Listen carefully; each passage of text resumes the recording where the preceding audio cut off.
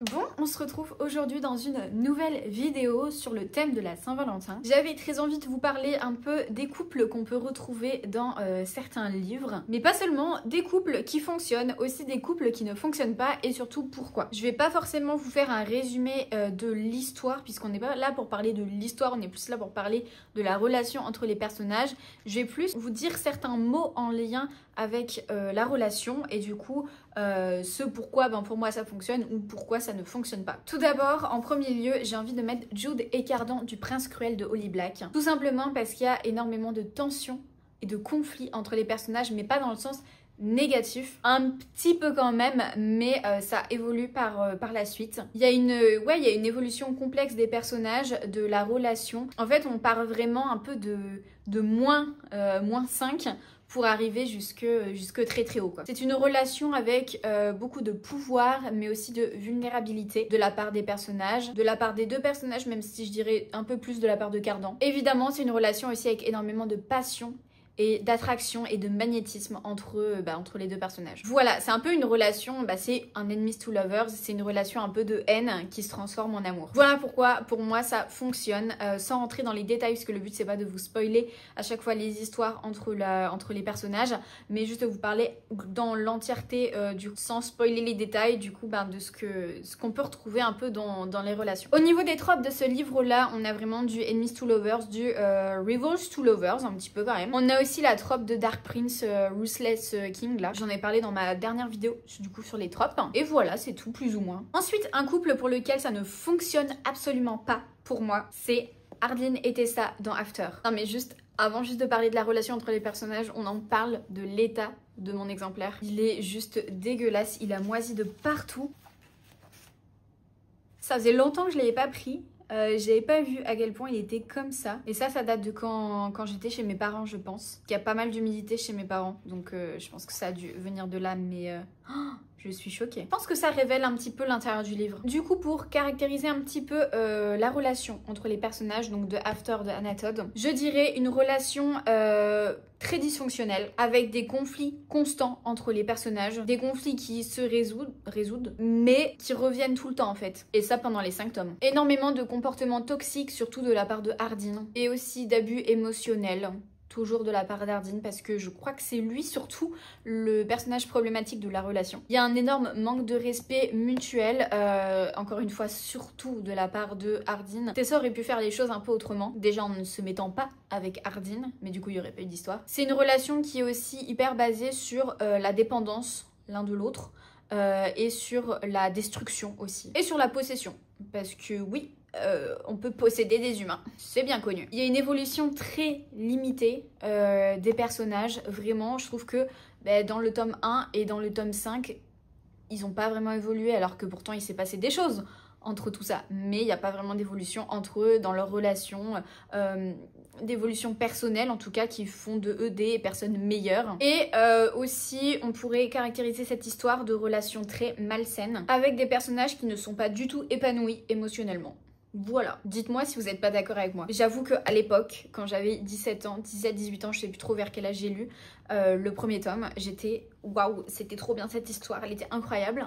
Maintenant, avec 10 ans de plus, parce que oui, je trouve que cette histoire n'a pas lieu d'être et qu'on a vraiment idéalisé des comportements qui ne sont pas à idéaliser. Pas du tout romantique, hein, les After, franchement, qui rêve d'avoir une relation comme ça dans sa vie, j'aimerais bien le savoir. Au niveau des tropes de ce livre, en vrai, j'ai trop du mal à essayer de trouver des tropes connus parce qu'on n'est pas du tout sur un enemies to lovers. Enfin si, au début ils ne peuvent pas trop s'encadrer, mais c'est pas vraiment le thème de tout le livre quoi, donc écoutez, je sais pas trop au niveau des tropes. Ensuite, une relation qui fonctionne pour moi, c'est Camille et Nolia de Un printemps pour te succomber de Morgane Moncomble. On a ici des personnages qui sont très différents l'un de l'autre, ce qui crée du coup un contraste, mais les deux personnages sont complémentaires, du coup ça c'est cool. On a aussi une évolution dans la relation entre les personnages, parce que forcément du début jusqu'à la fin il se passe pas du tout la même chose, les personnages ne sont pas pareils, ils ont évolué dans le sens positif. On a quand même des personnages qui ont des imperfections, un peu comme dans tous les livres j'ai envie de dire. J'ai envie de dire aussi qu'il y a beaucoup de soutien dans leur relation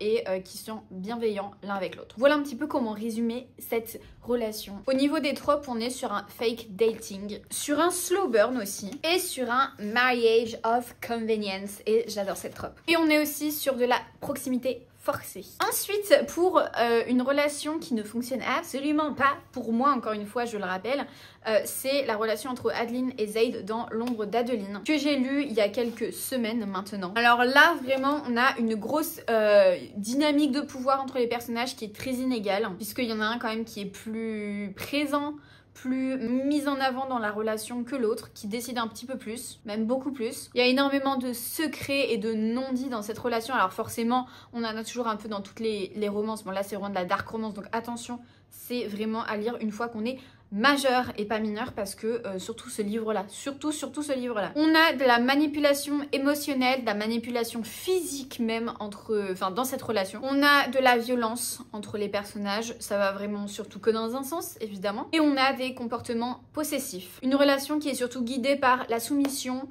et par la dépendance. On est sur une passion toxique, mais hyper toxique, hyper malsaine entre les personnages. Et je dirais enfin une relation qui est inéquilibrée. Parce que comme je vous ai dit au début, il y en a un qui est beaucoup plus important, qui prend beaucoup plus de place que l'autre dans la relation. Donc c'est Zayd, le gars, forcément. Et une relation irrespectueuse, parce que il n'y a aucun respect, et non consenti aussi. Non consenti, parce que encore une fois, il n'y a pas de consentement. C'est tellement, mais ce livre est tellement problématique, je ne sais pas comment est-ce qu'on peut apprécier ce livre, apprécier ce qui se passe, apprécier la relation entre les personnages. Voilà, en tout cas pour moi, ce genre de relation n'a pas lieu d'être. Au niveau des tropes de cette histoire, on est sur un morally grey character, donc un personnage qui a des bons côtés mais des mauvais côtés. On peut dire ça comme ça, puisque forcément le personnage principal, il a un peu de bons côtés, mais pas mal de choses qui ne vont pas, quoi. On est aussi sur une secret relationship, parce que leur relation est secrète au début en tout cas. Sur un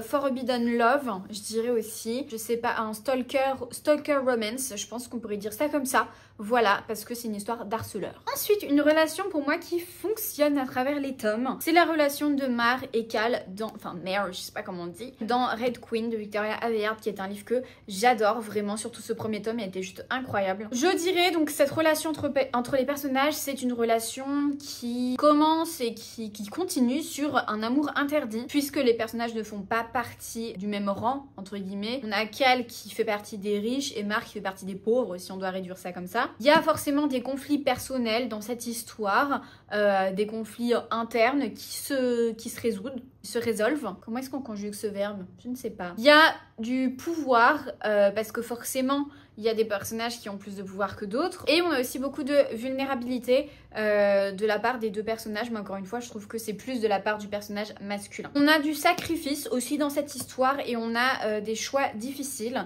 parce que forcément il se passe des trucs qui vont faire que il y a des choix à prendre, des choix à faire plutôt. Il y a de la tension entre les personnages, et il y a aussi un dilemme entre l'amour et le devoir, puisque Cal est censé devenir le futur roi du royaume. Mar, je vous ai dit, c'est une pauvre, donc elle peut pas devenir reine, c'est pas possible. Donc bref, ça c'est vraiment résumé, mais très rapidement. Mais en tout cas, cette relation est juste incroyable. Et il y a quand même pas mal de tendresse, je trouve, en tout cas, même si elle n'est pas mise au premier plan. Au niveau des tropes, je dirais déjà, comme on est sur une espèce de fantasy, on a la trope de Chosen One, puisque Mar va se découvrir des petits powers, et donc du coup on a la trope de Hidden Powers, puisqu'elle se révèle des pouvoirs. On a la trope de Political Intrigue, et je dirais peut-être même Enemies to Allies to Lovers. Je ne sais pas si ça existe, mais en tout cas ça existe. Ensuite, une relation qui ne fonctionne pas du tout pour moi, c'est la relation entre Andrea et Jasmine dans Un été pour te retrouver de Morgane Moncomble. Donc si je dois résumer un petit peu cette relation, je dirais qu'il y a des choix difficiles dans cette histoire, enfin dans cette histoire d'amour en tout cas, et des moments de doute. Je dirais aussi amour de jeunesse. Tout ça c'est un peu dans le sens ça fonctionne pas, et donc du coup amour de jeunesse dans le sens ça fonctionne pas dans cette histoire là, parce qu'il y a eu une cassure entre les deux. Je dirais aussi un amour inégal entre les personnages qui n'aiment pas forcément de la même manière, des envies et des besoins différents, parce qu'il y a une évolution très distincte. Je dirais que les personnages, la relation en tout cas entre les personnages est aussi basée sur le passé et sur des choses assez traumatisantes pour eux. Je dirais aussi qu'il y a un manque de communication entre les personnages, que la relation c'est plus de l'amitié que de l'amour, parce que les personnages tiennent l'un à l'autre, mais pas, je trouve, de la bonne manière, en tout cas en amour. Et je dirais que on est dans une relation où les deux personnages sont un peu à la recherche de l'ancien, de l'autre du passé, et du coup plus de l'autre de maintenant. Je sais pas si vous captez ce que je raconte, mais du coup on n'est pas sur j'ai envie de me mettre avec cette personne là, j'ai envie de me mettre avec le souvenir que j'ai de cette personne là, de comment est-ce qu'elle était avant. Voilà. Au niveau des tropes de ce livre, on est sur un second chance romance, une trope que je n'aime pas. On est sur de la proximity forcée là. Est-ce que je peux dire qu'on est sur un friends to lovers ou un enemies to lovers? Je ne sais pas. On est un peu sur une espèce de truc comme ça, puisque forcément, avant d'être ensemble, les personnages ils étaient amis. Mais après ils sont mis ensemble, ils ont arrêté leur relation et ils sont retournés ensemble après, mais avant entre les deux ils se pouvaient plus se blairer. Donc je sais pas trop comment situer cette histoire, on est vraiment sur quelque chose de très particulier et je pense que c'est ça en fait pour moi qui ne peut pas fonctionner parce qu'il y a une rupture déjà entre eux et pour moi à partir du moment où il y a une rupture, on peut pas avancer de nouveau. Voilà. Et la dernière romance qui fonctionne pour moi, évidemment, j'avais trop envie de remettre Rouge Rubis de Kerstin Gertz. Je crois que j'avais fait cette vidéo il y a de cela peut-être 6-7 ans, je dirais, je me rappelle plus exactement quand. Je me demande si c'était pas en 2017. Ça remonte à quand même 8 ans. Donc écoutez, il me semble que c'est sûr forcément, j'ai dû mettre Gideon dedans. J'avais fait une vidéo, c'était plus en mode les book boyfriends que j'avais. Là, c'est plus la relation. Donc là, la relation entre Gwendoline et Gideon, pour moi, elle fonctionne à 1000%. On est sur une rencontre inattendue et inespérée. On est sur une tension, sur de la rivalité entre les personnages, du coup, dans la relation. On est aussi sur une confiance qui se construit peu à peu. C'est pas genre du jour au lendemain et les deux personnages...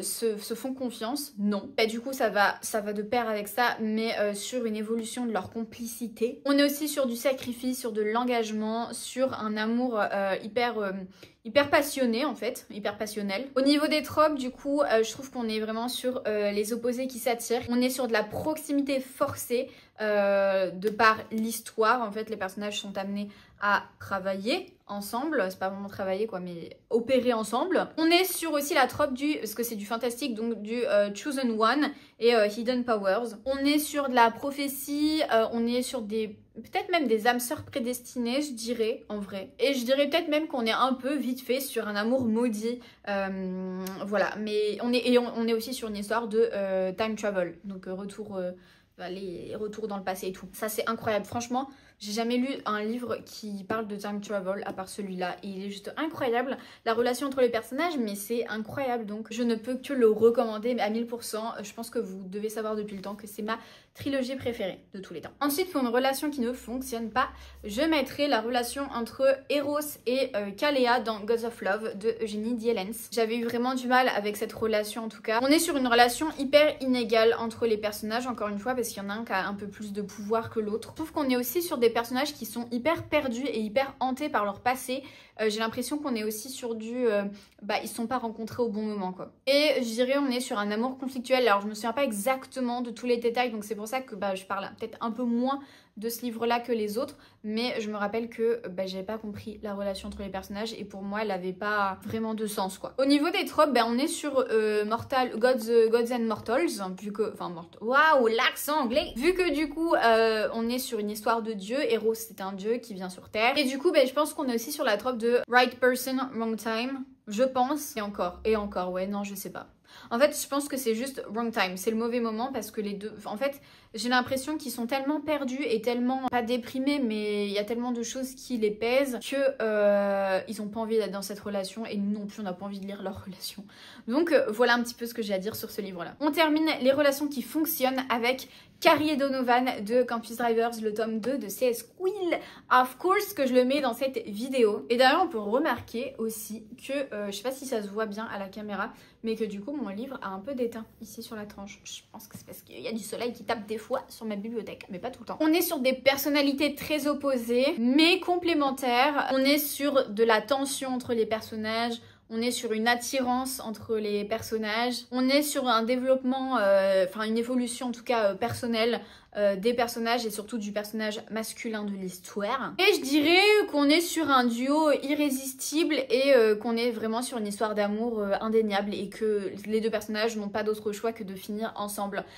Au niveau des tropes, je dirais qu'on est sur un Grumpy Sunshine, puisque lui il est souvent de bonne humeur et elle est pas très de bonne humeur, elle est très grumpy quand même. On est sur de la proximité forcée entre guillemets, mais forcée plus par le personnage masculin qui recherche à s'améliorer et à trouver une petite amie parfaite. Donc il prend des conseils auprès de Carrie qui est une grosse lectrice de romance, donc du coup qui peut donner des conseils. Est-ce que je dirais qu'on est sur un enemies to lovers? Je ne pense pas non plus, parce que c'est pas des ennemis plus que ça, parce que lui il l'aime bien de base.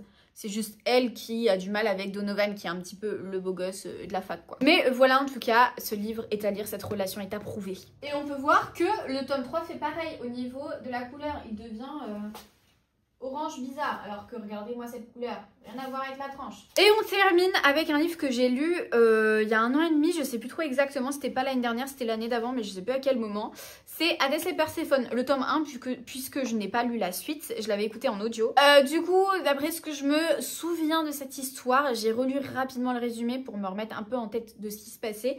Parce que voilà quoi, je pense que mon cerveau a effacé un petit peu ce qu'il y avait dans cette histoire. On est vraiment sur une dynamique de pouvoir déséquilibré entre les personnages. Encore une fois, on en a un qui a plus d'importance que l'autre dans la relation et on se demande qui. Je dirais, bon ça en fait ça fait pas partie de la relation, mais je pense que ça pèse aussi sur la relation.